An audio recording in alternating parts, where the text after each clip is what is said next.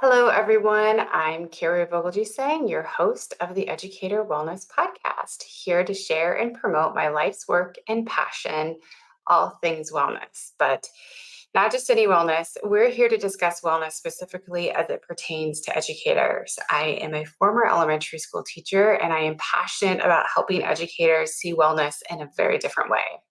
This podcast is dedicated to educators across the globe, creating a space for us to come together in an authentic and therapeutic way, sharing our stories, our hopes, our joys, our fears, our sorrows, and hopefully creating some space to share some laughter with one another as well. In our journey to learn how to support one another to prioritize wellness and enhance our overall well being. Please join me as we talk with nationally recognized experts to guide us on a transformative journey of self discovery, helping us to embrace and weave all dimensions of wellness into the fabric of both our personal and professional lives.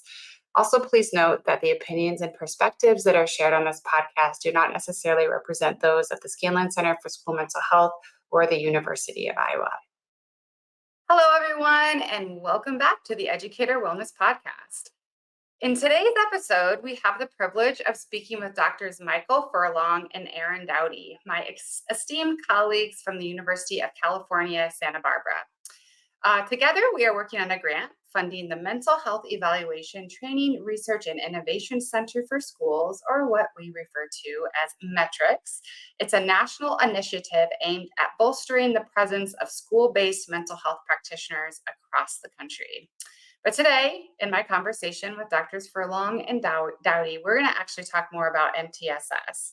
And we're going to delve into a recently penned practice brief that they wrote for the Scanlon Center of School Mental Health, where they urge educators to pause and reassess the fundamental why behind the implementation of MTSS, or multi-tiered systems of supports in our schools.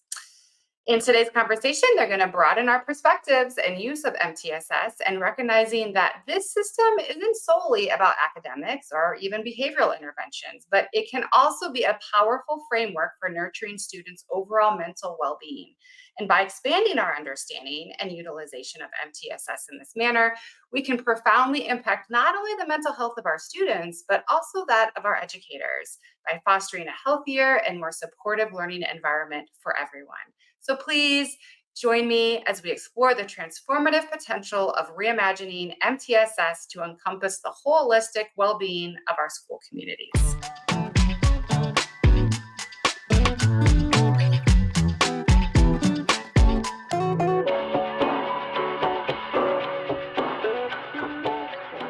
Welcome, Michael and Erin, to our show.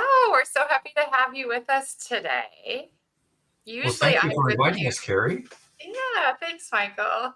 Usually we are in Zoom meetings together during the week through a shared project that we're both on. It's our Metrics Grant project, but this is a little bit different and a little more exciting, I think. We can not talk about APRs and and hiring people to support our grant, but we can actually kind of dig down into some content that I think will be really interesting. Sounds great. Thanks for having us. Yeah, for sure.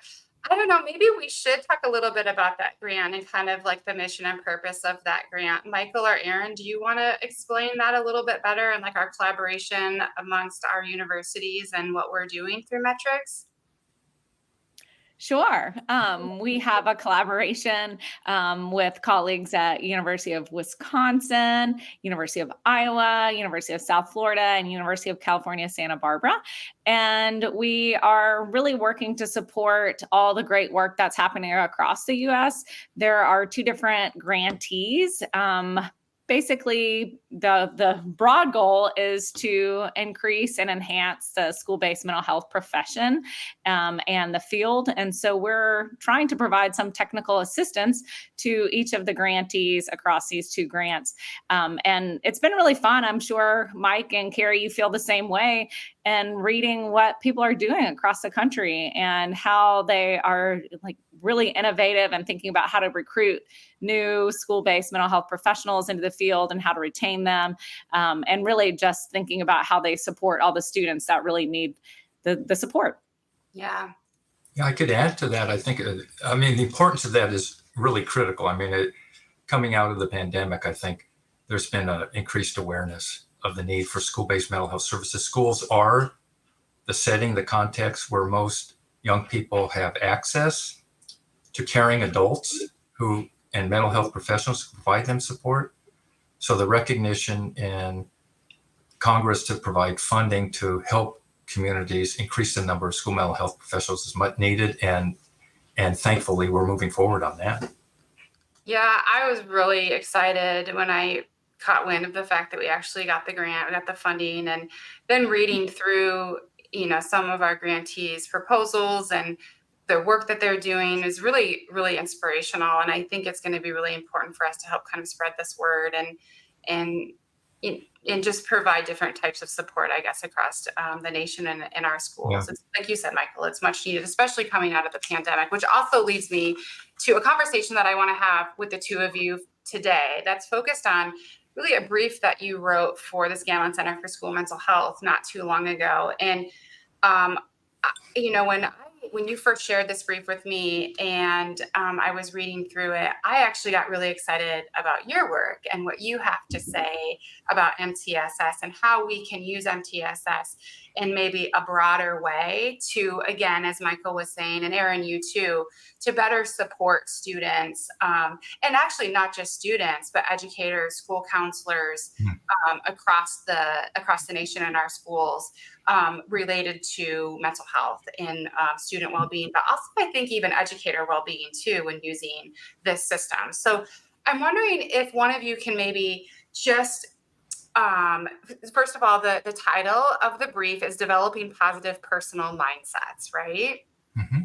But you start off describing a little bit about this system, MTSS. Now, most of our audience, they're educators and they know multi-tiered systems of support and how we use them, but not all of them.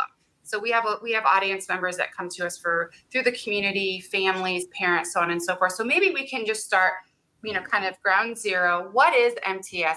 How do we use it in schools and why? So MTSS, multi-tiered systems of support. It's called different things across different contexts, but generally within our school context, that is how we are referring to things. And it comes from this kind of public health background of thinking, how can we actually get the support to all the kids that need it and the type of support that they need? And so it starts with universal services. So the tiers, they're multi-tiers, 3 different tiers generally within most school-based systems. And this first tier is a universal tier. So thinking about what are the supports that should be in place for all students. If we're thinking about school mental health, thinking about what types of services are available for all students, what type of programming, whether it be called social emotional learning, or providing supportive classrooms, what type of things should be there for all students. And generally, most students respond well, and that's all they need in terms of additional school mental health support.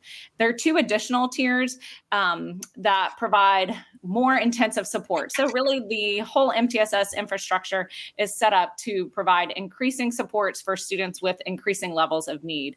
And so then there is a selected tier 2, and then also a tier 3 based services to provide more intensive.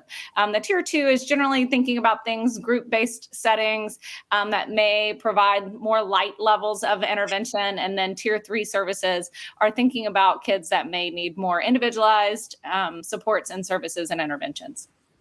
That's our broad overview. That's a broad overview, yeah. Maybe if I could add in here too, just building on that. Our inspiration for thinking of how do we help young people develop positive mindsets, the link there was that the MTSS system has tended to be more behaviorally focused. So the interest has been appropriately, how do we help young people build skill sets, obviously academics. So how do we help students learn early and acquire the academic skills they need, but also then in the field of social emotional learning, the social emotional skills were defined as more malleable skills that could be taught and they could be acquired. So this is a very sort of behavioral focus, which is important and needed. Our inspiration for this was that sufficient? Is there some way to enhance and think about our MTSS system that takes the focus away from the behaviors that are being developed to the human being that is developing. And how do we then use that to enhance our thinking about what strategies and interventions might be most optimal to help the student develop as a person, not just as a learning machine or a student? Yeah. I think that's what was it really interesting to me coming, I was a first grade teacher for an elementary school teacher. I taught in some other grades too for about 10 years. And, we're the state of Iowa, so we use RTI, that language for a long time. We now say MTSS, but, we oftentimes even, to this day, think of this system as an academic intervention system, or like you were both saying, something that we would use for PBIS behavior. So then when, your way of describing its use to link it to, I think you even write overall well-being of a student, providing different supports or thinking through different things that individual students might need to create a system of wellness actually for the student. To me, that seems like both of you are really kind of on the forefront of broadening, expanding this system to really think holistically about the child and the system in which they're working in. And even you address also, which I think is important to point out, you address how MTSS can be used in culturally responsive ways. And I think that sometimes we don't have that conversation enough, and how when it's used in culturally responsive ways, how that feeds into using it in kind of a more holistic way, supporting a student's well-being. Do either one of you want to kind of, elaborate a little bit more on that? I could, Erin, if you want me to jump in. Yeah, okay, Erin. I think the key there, a link for me is in the special education field. That's kind of there for some time, because the positive behavior intervention supports that we talk about in school now came out of special education, and the need to use positive strategies for students in schools. An important part of that, the field there, is to think about the rights of a student as a person to self-determination. So that was an important part of thinking about individuals with mild or moderate disabilities, to help them be self-determined as a person, to help them become autonomous and independent. Well, that same principle, we think, that's what we're trying to apply here, applies to all students. They all have, and as the United Nations World Health Organization actually articulates, that every person actually has a right to self-determination to determine who they're going to become. So that's kind of the philosophical, I guess, foundation of this as our thinking, if you think about it. And we thought about it. So there you go. I mean, I think it was really interesting, Mike, in our early days of kind of chatting this through, you really challenged me in thinking about, our students are not just passive learners. They're not just sitting there and letting things happen to them of like, oh, here's my universal intervention that's coming my way, or here now it's time for me to take my more intensive mental health intervention, or whatever the case may be. But how do we actually help students themselves become, I think some of the early language, and we put some of this in the brief, is like architects of their own development. How did they actually have their own, like you're saying, these self-determination rights, or how did they work to become the people that they want to be, as opposed to us as educators just telling them, hey, do this now, you'll get a reward if you do this, or, having them not be those passive learners and really actively engaged in the process. And so thinking about how do we actually help support that? And I think it is certainly complementary to our current infrastructures and thinking about MTSS, but really provides a deeper lens of thinking about the why are we actually doing this? What is our goal? We want students to be engaged. We want them to be active learners. We want them to think that they can continue to improve as humans. And we want them to want wellness across a variety of different dimensions. And how can they actually think that they can achieve that with supports from other humans that care about them? Yeah, so there's a couple things that I want to talk about with you after listening to both of you there. So before we get into kind of picking apart a little bit the four considerations that you outline in this practice brief, So one of the things that I thought of, I've been doing a lot of work with school attendance and chronic absenteeism in our K through 12 schools right now, actually even on higher ed, to be honest, but looking mostly at K through 12. And, I started to think about how some of the things you were talking about, I would just it just landed so hard with me. And considering the work that I have been, studying with school absenteeism, which is, you're right. Like, kids are not just passive learners. These next generation of kids, I think more than ever, are very much telling us in so many ways, we aren't going to just do what you tell us to do. And we really care about our happiness and our well-being. And they have lots of language around mental health right now. And so some of the things that I have read basically are reports from students that are saying, I don't feel like my teachers really care about what I want to learn, how I want to learn it, so on and so forth. And so when I was reading this, I started to make connections to chronic absenteeism, which I thought was really interesting as well. And I don't know if either of you thought about that when you were writing this brief. Well, I was just thinking about, that's what we want. We want the students to be actively engaged. What we don't want is for them to start being absent and just saying, this isn't working for me, so I'm not going to come, because you don't actually take my desires and interests. And having the opportunity for some of these, service learning opportunities, or the opportunity to dig into the things that are really interesting to them. And so it's like, how do we get them prior to the stage of chronic absenteeism and shutting out, by making sure that our systems are more supportive and really are encouraging them to be actively engaged. But I'm sure Mike has some thoughts about this as well. Well, yes, I do. I mean, I kind of think that there's an old saying, I think one of my friends said, but people can kind of be the kind of person who sit around and let things happen. Others may wonder what things happen. And then, of course, there's some of us who sit around and wonder what the heck happened. Like we're not engaged in actively shaping our future. And I think that's more what we're talking about here is you don't want passive learners, you want active learners, and you want students who are developing a sense of self and are motivated to become their best self. And that's kind of what we talk about, developing positive mindsets. It's not just for us. These are our future citizens, leaders. They need to develop skills for the next 40 or 50 years that we don't know about yet. They have to be actively engaged in that. They can't just let the future happen. They have to be part of making it happen. Yeah. So I think that's a good point, to kind of jumping off point, Mike, to lead us into these 4 considerations that both you and Erin outlined in the brief. Maybe we could just briefly go over each one of those. Yeah. Do one of you want to get started with the first one? Well, we already kind of talked about self-determination, but maybe just talk a little bit more about self-determination.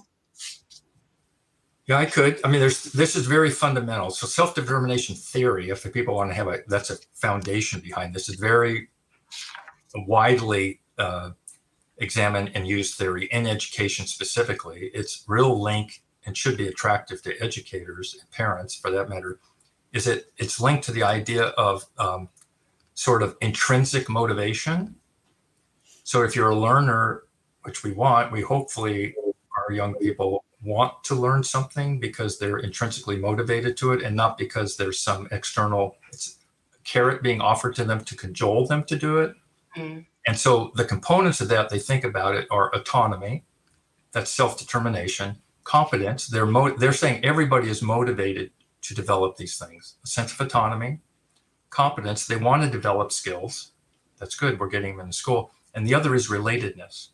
Those are 3 basic fundamental elements of human development: autonomy, competence, and relatedness. So that kind of lays a foundation of that. And there's a lot of research saying that individuals who do sense a sense of agency in themselves and autonomy develop skill sets and become good at things and develop positive connections with others, their developmental outcomes are way better than other students. And Mike, I think perhaps before you jump into the next one, I think we outlined several ways that have been shown in the research to actually help students along this pathway. And so it's providing them with the opportunities to make choices, express their own opinions, assume responsibilities. So Kari, this kind of dovetails into what you were talking about. Like, this is not what I want to be learning, or let me have some opinion about the type of things that we're learning there. Another one was fostering challenging skills and acknowledging their achievements. So really providing that opportunity for positive feedback, letting them know, hey, you're doing a great job, and we want to help you continue by providing these challenging opportunities. So it's not just rote worksheets, right? I think we've moved a little bit away from that, but I see in my own children, and this is a whole nother conversation that we can have about boredom in school, right, Mike? But thinking about, what is challenging? How do we make sure that the assignments really connect their skills and also build on their own interests? And the next one was really thinking about how do you form these positive social interactions amongst other people, because that does encourage these healthy relationships across their life. Yeah, I love that you guys are giving specific examples too for teachers. I'm not sure that our teacher education programs, and I can say this because I teach in a teacher prep program, and I'm not trying to villainize or blame anybody, any one particular group of people for anything, not at all. But I do think that we need to do a better job of teaching our teachers like exactly how to execute this and do this on a consistent basis. And it's not because teachers don't want to or don't even know some of this. It's also just the way that our systems are set up and like all of the things, all of the points that teachers have to, standards and all of the things that they have to be tasked with in a day. But I do think we need to do a better job of like teaching this and modeling this for teachers in our teacher preparation programs for sure. Okay, let's talk about encouraging growth mindset. What is this? How do we do it? Well, I think that to make a connection, people might be most familiar with this idea that the self-determination theory is kind of the thinking, the concepts behind why we do this, but what's the engine? How is it you actually, like Erin was saying, how do we actually encourage and growth, autonomy, relatedness, and whatnot? Well, part of that would be if you're a person and you're developing, the growth mindset literature that people might be more familiar with in education has focused on development of cognitive abilities. So Carol Dweck's work where they talk about individuals seeing themselves as having a fixed sort of intelligence or capacity to learn, or an incremental, and that's where the growth comes from. Do they see themselves as someone who pretty much is set with what you got with your cognitive abilities, or do you see yourself as a learner? So how obvious is that as it's relevant to what we do in schools, right? Well, and they talk about interventions that people could look at. There's ways that you can say you can have an impact on someone's cognitive growth mindset, and they have the brain that looks like a muscle, and you have to build, just like your muscles, you have to exercise your brain to make your brain grow. Well, the same principles that apply there also apply to us as people, development, and our personality. So the key there is, do students see themselves as a person who can grow as a person, who can grow in their personality and become a better person? Or they kind of think like, well, the way I'm in, I was born a bad apple and I'm a bad apple. Can you get better? If you don't think that your behaviors and who you are as a person can improve, well, then you're not, that's a detriment to positive development. So the key there is they actually have developed some brief interventions that can be used in school, and they're brief and they take the same approach. Your personality, your behavior is something that can improve and get better if it's not now. So we like to say, like, it's almost like the student is saying, you wouldn't say, the student might think to themselves, I am becoming a better person, or I am not the person I want to be yet. So they see potential in improving their behavior. And if they're experiencing some emotional experiences in life, that they can see that can change and get better. And Dr. Furlong always takes us to the next level. Even as we were preparing for, the opportunity to chat with you guys on this podcast, he was thinking about growth mindset for MTSS, right? So how does this help us enhance the potential of MTSS? And thinking about, our growth mindset for MTSS might be is our MTSS is not quite what we want it to be yet, but that we can continue to grow and having that growth mindset for whatever we're doing, right? So for both students, but also for educators and all of us, really. Yeah, that's what I was going to try to hit home too. So not just for students, but like we have to teach our teachers to think like this too, so they can model it for students. When they get stuck in this fixed mindset, then it just spreads like wildfire, right? And just even the way that they, formulate their sentences and their word choices and how they model that in their everyday language to students is really, really important. But we have to get our teachers there first. Yeah. I could add too, there are some wonderful resources on this. Transforming Education has a growth mindset toolkit that you can access online and download if you want to learn more about that.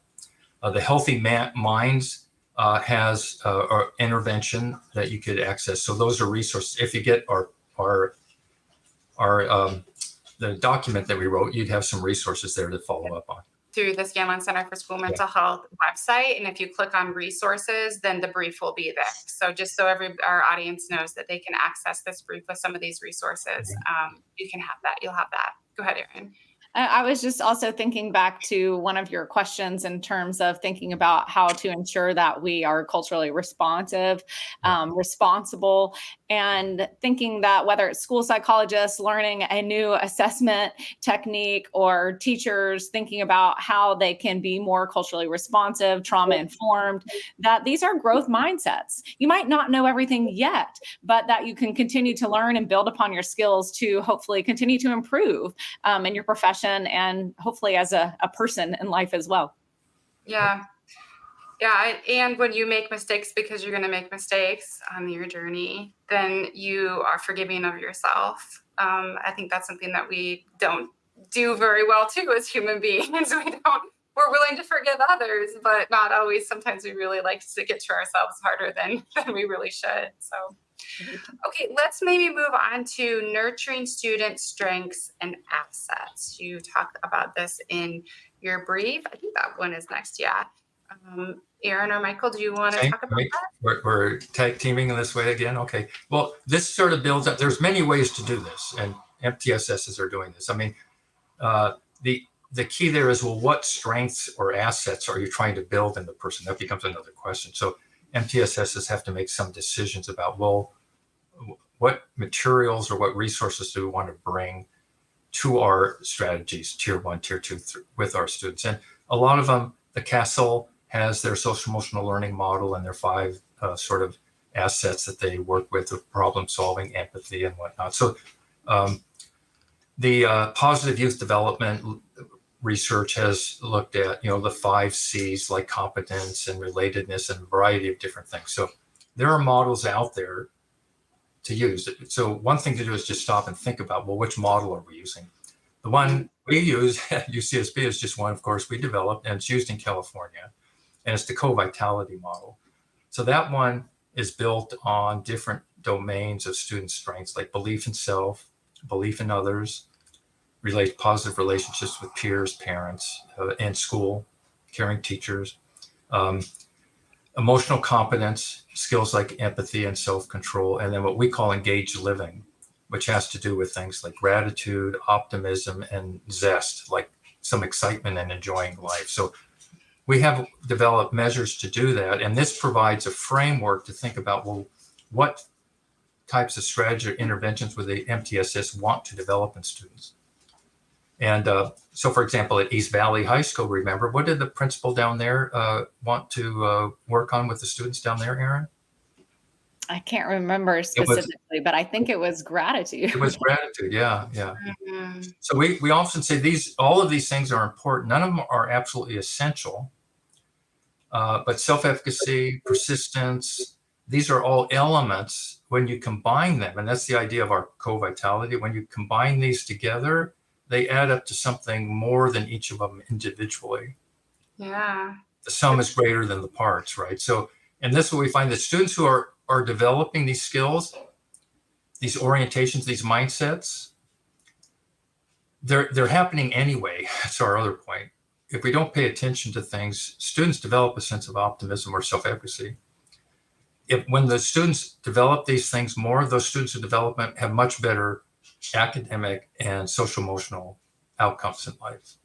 So there's a model we have, and and Erin, what do you want to add on that? Well, no, I was just, people are very, in the mental health field, Yes. very attuned to the term comorbidity, and thinking about how you might have anxiety and depression and ADHD, and the combination actually leads to more risk outcomes. And the same is true with positivity. And so we have really found, and even looking at the literature, that it's not necessarily the one thing that's important, but it's thinking about how they kind of all build in with each other, and kind of this upward spiraling that can happen and occur with strengths. So it's been really fun to kind of shift the landscape and thinking about how do we work to build these social emotional strengths and positive indicators, as opposed to always thinking about the negative lens, the symptoms of depression, the symptoms of anxiety, for example, but really thinking about how do we build optimism in our students? How do we build a sense of self-efficacy? How do we build a sense of gratitude? How do we make sure that students are connected with others in their community, whether it's their school or their peers or their adults at home? Yeah. It's that whole system, creating that system, which is a lot of work. It's a lot of work. It's a lot of time. It's a lot of collaboration and communication with lots of different people in order to create a system like that. A lot of what you're talking about too I can't help but bring up, it makes me think of James Clear's Atomic Habits. I don't know if either of you have read that book or not, but the whole idea about that is just like taking really small steps in positive directions. And at the very end of the day, you have a really big outcome, an atomic outcome. And I think that's so true. I think so many times we think, okay, we are going to focus on gratitude this year with our students and our staff and faculty, and we're going to make these enormous changes to our system right away out of the gate in the first 3 weeks. And what happens when you do that, right, is that it's too much. It's too much for people to take in. It's too much for people to process and do and change all at once. And then you end up just not doing any of it. And so I like this idea of like making these small changes to a system so that they can be sustained and built on over a longer period of time. I think maybe just to add to that, we've been excited because in California now, with the California Healthy Kids Survey that the schools use throughout the state, so the measures that we've developed for that have been incorporated into that. So all the schools are actually getting this type of information. The other thing is it's important, I think, about is, like, we always say, hey, we're going to have gratitude and teach kids gratitude. But I go, well, we have to have the school context is important too. And well, students have to have something that they're grateful about in their lives. So we need to be creating contexts and climates at the school that genuinely generate appreciative responses in staff, parents, and students. Yeah, that's a really good point, Michael. And again, it goes back to this, you explaining this to educators. Educators can't be expected to do it if they've never been taught this before and they don't understand. I mean, but I remember the first time that somebody started to talk to me about gratitude and even starting a gratitude journal. Just to even get started in that process for me as an adult, as a, probably overeducated adult, it was hard. I was like, I don't what do you mean? What I have to write about what I'm grateful for? I was thinking of these big, huge things. And I'm like, no, are you grateful for that cup of coffee right now? Just starting really small. Yeah. And that's where it's been fun to work with students and helping them think about, what do you want to prioritize, right? Back to what are they interested in, working to foster and develop? What are the things that are most important to them? So they can certainly look at their strengths profile and say, for example, I am not feeling very optimistic or grateful. And perhaps I want to focus on that. But really thinking about, what are the things that are most meaningful to you? How do you want to engage with your community and peers? Now, that reminds me, Megan O'Malley at Cal State Sacramento has done this with students where she uses our co-vitality model, the 12 elements in it, and she meets with students in a group, and they actually work through each of the elements, like you're saying, gratitude. And they think about, well, what is gratitude? And they create, sort of using their photos from their life, they create sort of a photo voice thing, if you will, about what has gratitude been in my life. So they reflect on this, they reflect on empathy, and they reflect on optimism. And then they recreate the story of their life out of these different elements. So there's some pretty creative things happening out there that are being used in schools. Yeah, I love that example. Thank you for sharing that with us, Mike. And I think that's one of the reasons why I like being on this grant with both of you too. Like we've all kind of highlighted at the beginning, there are some really great things happening out there, and like finding a space to share all of these ideas with people is really important and can be really powerful if we do that. Okay, let's go through the last one, enhancing school climate to support student autonomy. Erin, do you want to start us with this one? I'm happy to. I think we've kind of talked about it a little bit throughout. And to me, I think what has been the most interesting to think about is this mattering construct. Like, how do we help students feel like they matter? And that means, do they feel visible? This came up in some of our conversations of, just working with students and saying, how do you think your teachers feel about you, right? And then they're like, I don't even think that they notice me, that I'm not even seen. They may not even know who I am. So how do we make sure that, students feel like they matter, that they're visible and seen, noticed by their peers? Having middle schoolers, perhaps that's not always the goal is for anyone to actually notice you. And then how do you also make meaningful contributions to society, and that you are, providing value as a human being. So to me, it's really thinking about this mattering construct, that they feel acknowledged and heard, and that they're part of a system. Yeah, so important. Just add to that too. This is a bit of a challenge to MTSS schools, parents, community, because there's a lot of research that's been recognizing the importance of belonging in school, that's an important thing. So the goal is to try to have students belong to the school, but this is kind of belonging plus, if you will. It's not just belonging, but the students don't say, I belong here at school, but I feel that people really consider me a valuable human being here at school. So that's somehow communicated to them, and that comes through giving them opportunities to have their voice heard and to make a contribution to the school community. Yeah, this thing of belonging, I think, well-intentioned as it is, and it is important. I agree. And Michael, maybe you weren't exactly saying this, but I do think we need to take a step back, because when we are constantly signaling to students, you belong, you belong, you belong, you belong, that can actually have the opposite effect then. Because if they actually don't feel like they're valued and they belong, but yet they are constantly being signaled something the opposite, it can make them feel like there's something really wrong with them. And so I think that, we do this a lot in higher ed right now. It's a really big fad. You go onto campuses and you see these huge signs, you belong at the University of Iowa, which you do, by the way.